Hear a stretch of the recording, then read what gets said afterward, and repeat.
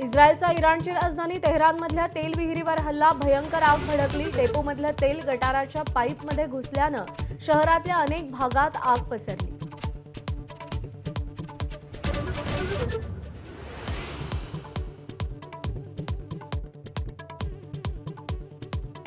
नवव्या दिवशीही इराण युद्धात हल्ले प्रतिहल्ले सुरूच. तेहरानमध्ये बॉम्ब वर्षावात कित्येक शहरातल्या तेल डेपोंना लक्ष्य बनवलं.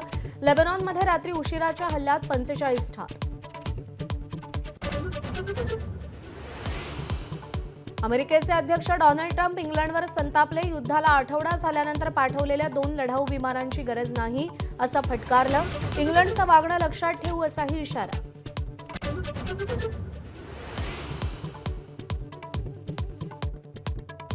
इराण विरुद्ध अमेरिका युद्धाचा फटका वाहन चालकांनाही. सीएनजीचा तुटवडा निर्माण झाल्यानं जनता मेटाकुटीला.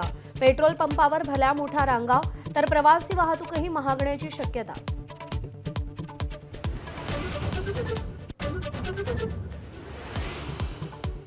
मुंबई उच्च न्यायालयाच्या न्यायमूर्तींची 6 लाखांची फसवणूक. क्रेडिट कार्डचे पॉइंट रिडीम करण्याच्या नादात 6 लाख रुपये गमावले. कफ परेड पोलीस ठाण्यात अज्ञाताविरोधात गुन्हा दाखल.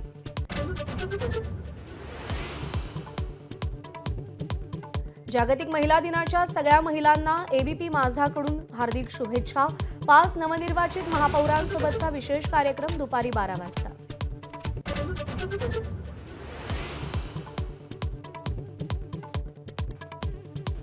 भारत आणि न्यूझीलंडमध्ये आज T20 वर्ल्ड कपची फायनल. मायदेशात खेळणाऱ्या भारताचं पारडं जड, पण न्यूझीलंडची ही टीम भक्कम. वर्ल्ड कपमध्ये न्यूझीलंडकडून भारताचा आतापर्यंत 3 वेळा पराभव.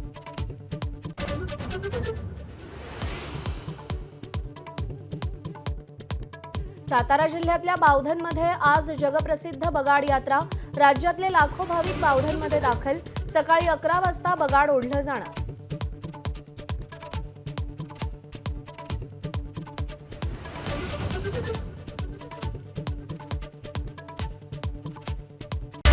Headlines brought to you by Chitale Bandhu. ABP माझा, उघडा डोळे बघा नीट.